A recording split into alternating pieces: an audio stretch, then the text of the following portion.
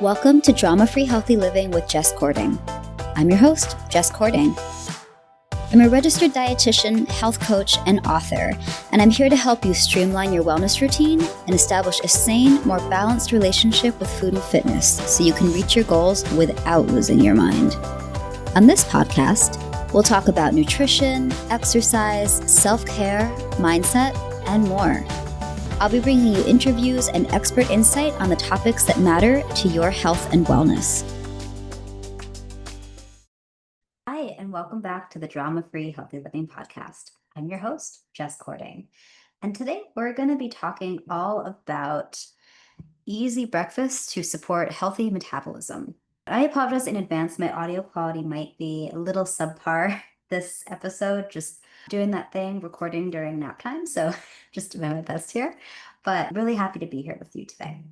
So, okay, as a dietitian and health coach, I've been supporting clients, but especially women, for almost 15 years. And something I've found just over and over is that so many women don't eat breakfast or don't eat a really supportive breakfast. And yes, that is a generalization, but yes, it also is a generalization for a reason. And something I find myself talking about again and again, and you probably heard me talk about it on this podcast before, is just breakfast is really important. So today I wanted to share a few of the reasons why this is so important and share some info on key nutrients, as well as some of my favorite and client favorite high protein, for example, breakfast ideas or breakfasts that are high in other nutrients that are really important. Okay, so why breakfast matters. So breakfast is important for helping stabilize blood sugar and energy levels after fasting overnight. And when I say fasting, I mean just sleeping or just having the time from your last meal or snack until your first meal of the day. I get a lot of questions about intermittent fasting and, what should you do in terms of like how long should you wait to eat?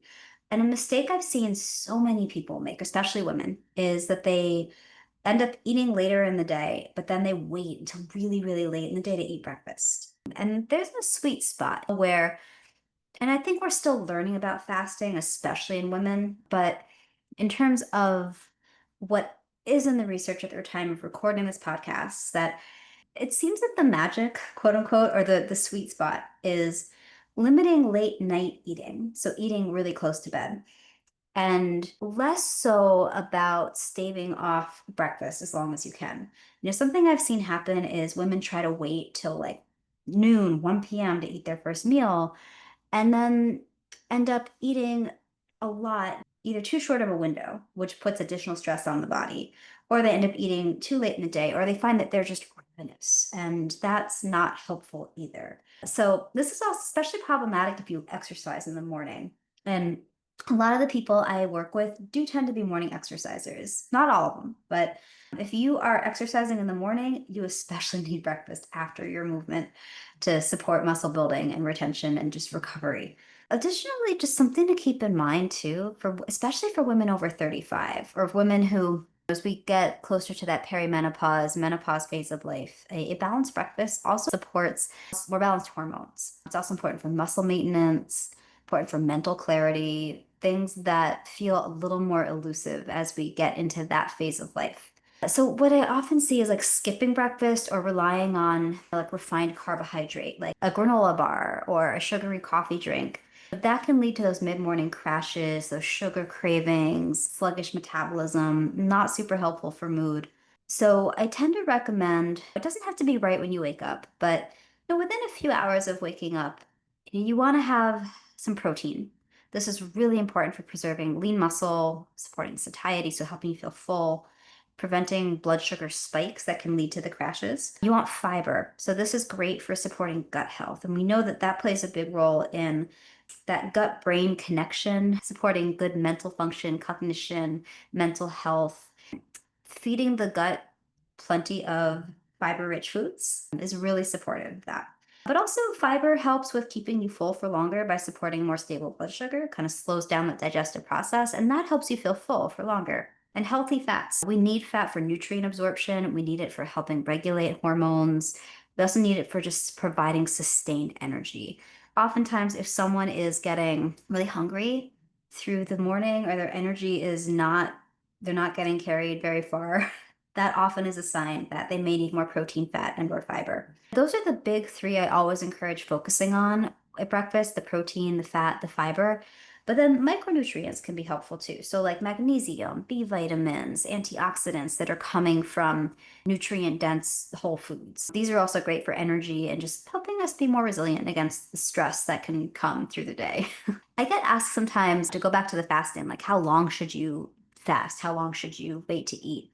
And again, there's no one correct answer, and I think we're still learning. But when I'm working with a client who is interested in fasting, I'll say maybe you try 12 hours overnight, right? If you have dinner at 7 p.m., or that's your last eating occasion, as a, to use a more clinical term, then maybe you don't have breakfast till 7 a.m. For some people, they do well with a little bit bigger fasting window. So maybe that's like 14 hours, sometimes 16. Anecdotally, though, I have found that, and the research does support this to an extent, but when the fasting window is too long, like I've worked with women who were trying to restrict their eating window to be only like 4 hours in a day. And those were the people who were not feeling great physically, mentally, found that they were not losing weight when they wanted to lose weight, not great workout performance. So just something to keep in mind. It is really individual. And also, you don't have to fast. I just want to be really clear about that. Like, we go through different seasons of life where certain things might serve us really well, but maybe we're going through a season of life where that's not what's needed. So pay attention to your body, your hunger cues. How are you feeling when you wake up? What's going on in your morning? What are you doing? What do you need energy for? Those are all things to factor in when thinking about when to eat, how much to eat. But if you are exercising in the morning, I definitely recommend aiming to have a protein rich meal, protein and carbs, to support recovery, ideally within 30 minutes, if not within 2 hours. So that, if that is helpful, to keep that in mind, just little nugget in there. So, in terms of what to eat, so again, going back to that protein, fat, fiber trifecta. So, as I'm recording this, I'm in a big phase with a Greek yogurt bowl just because when my daughter wakes up, it's like I need to be on. So, I need something that's easy to make, easy to eat. Can also be made ahead if I needed it to be. But that can look like berries, chia seeds, or nuts. Maybe like if you want to do like a low sugar, high fiber, high protein granola or high fiber cereal, that could be useful. Other things, overnight oats. This is a client favorite. I often will do overnight oats, actually put the oats in Greek yogurt overnight and add chia seeds. And then the next day I might add like a little drizzle of almond butter, maybe some berries on top, something like that. That can be really nice. You could do a cottage cheese bowl if you're not into yogurt. That can be served sweet or savory. So if you're doing sweet, that would be like fruit, maybe some ground flax, some cinnamon. Or if you're doing savory, you could do like chopped cucumber and tomatoes and olive oil. So avocado is great in that context. So that's another thing to be incorporating in there. You could also do like a smoothie. I love a smoothie. Honestly, right now I'm doing a lot of smoothies for lunch because I don't have to sit down to eat them. Again, this is a phase. But I love smoothies for breakfast because you can just doctor them up with so much stuff. You have your liquid base. I often recommend adding some frozen vegetables like spinach. I love frozen zucchini, frozen cauliflower, frozen fruit. So I tend to recommend keep the fruit like about a cup max. So I often will recommend like frozen berries, frozen bananas, any frozen fruit that you like, but making sure that there's like a good vegetable to fruit ratio to avoid going overboard on fruit. Other stuff that I will recommend putting in there, you want to do some greens. If you're not doing frozen protein powder, I love to recommend putting in there just to bump up the protein. Otherwise, you could make it with Greek yogurt or cottage cheese. For healthy fats, nut butter or chia seeds or ground flax are awesome. Sometimes I'll freeze avocado and I will put the frozen like quarter of avocado in there. So you have a lot of options, but smoothies are great because they're easy to make, easy to consume. And you can even make smoothie packs in like little resealable bags with all the ingredients. And then when you're ready to make it, all you got to add is that liquid.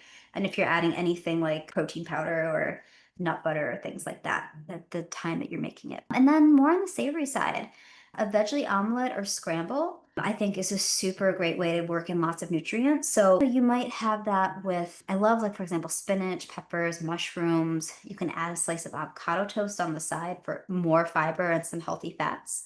So that's a great option as well. Or dinner leftovers, whether you're eating them just as is. Like, I'm not gonna lie, like, I kind of love like leftover like meat and veggies for dinner. Like, this is gonna sound ridiculous, but like leftover Chinese food, or like there's something about for me, like I'm not above having like leftover shrimp and broccoli for breakfast. You can also repurpose it with eggs or make like a breakfast wrap. So that's something else that my clients have really liked. So how do we make this easy, right? Like I just shared a few ideas, make ahead ideas with you, or things that don't take much time. But you can prep overnight oats, smoothie packs ahead of time. I didn't mention chia pudding, but that's another great make ahead option. You can keep some grab and go staples on hand. So things like hard boiled eggs that you can either make ahead of time or buy already boiled. Single serving Greek yogurts, packets of nut butter, fruit that's easy to grab. Those are your BFFs. Or you can either make or buy egg and veggie muffins, or you can make like a breakfast hash with like one of my favorite combos is like ground turkey and a bunch of different vegetables. And if you want to add eggs, you can. You don't have to. Again, like that's not traditional breakfast, but I think it's delicious.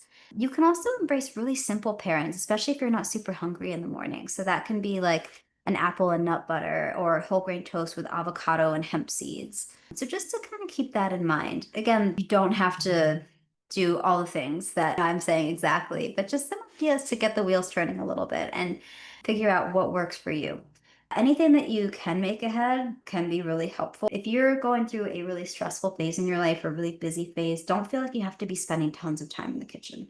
Simple is good. So anything that can save time, either you're purchasing things that are pre-made or pre-chopped produce or pre-made proteins, that can be really helpful. Or if you make things and then freeze them for later use, that can also be really helpful. So when I am in the kitchen preparing food, I like to think about how I can maximize my time. Like I'm making one thing in the oven. Is there something else I can put in there that'll be useful later? Or if I have that 5 minutes, instead of like messing around on my phone, can I make a couple little jars of overnight oats or chia pudding? Or if I'm making one thing that I really like, can I make a bigger batch so I have more for later? Don't feel like you have to be cooking from scratch every time. Just in terms of mindset, something that comes up a lot, what I see happen very often with my clients is that as metabolism naturally starts to shift with age, and some people, they notice the effects in a more pronounced way than others, but sometimes that freaks people out and they panic and then they get really restrictive. But what I really want you to know about just supporting healthy metabolism through nutrition and exercise is that consistency matters much more than perfection or intensity. And on the food side, I always encourage focusing on what you can add or what you can prioritize. So in this case, we're talking about protein, fiber, healthy fats, not about what you're restricting. That I have just seen not work.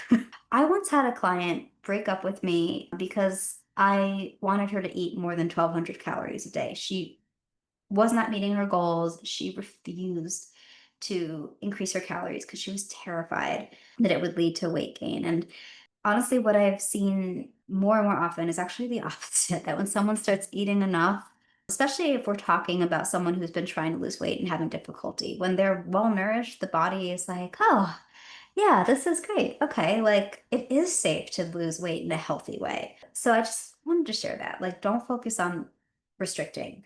Now, if you're someone who is maybe in a life phase where you are over consuming calories, and I don't like to go into calorie counting, but two ways I see this show up is somebody eating a lot of like processed and or packaged food that's not super filling, but it is very calorie dense. So they feel like they're not eating much, but they are consuming more than maybe their body needs and are struggling with weight management.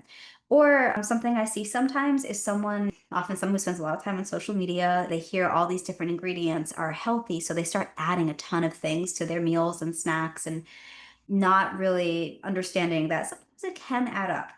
I worked with someone once who was adding, for example, to a cottage cheese bowl, they were adding olive oil and walnuts and avocado and I forget, some kind of seeds and some other things. And those were all really healthy foods, but they really didn't realize that they were consuming way more than they needed at that meal. So, we talked about spacing out those different really great for you foods in a way that was more supportive of their goals. So, just like to share that as well.